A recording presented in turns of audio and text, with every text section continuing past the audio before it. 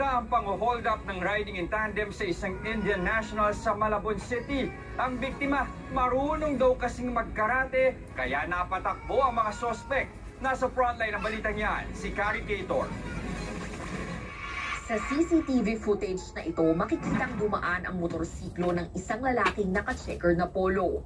Kuha yan sa San Shankmo Street sa Barangay Nyugan sa Malabon noong Biyernes.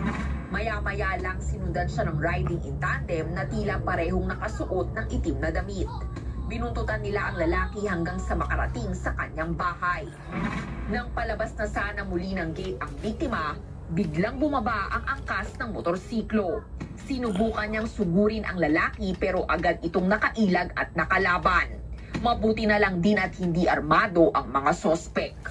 Dahil itong ating biktima ay marunong sa karate, siya ay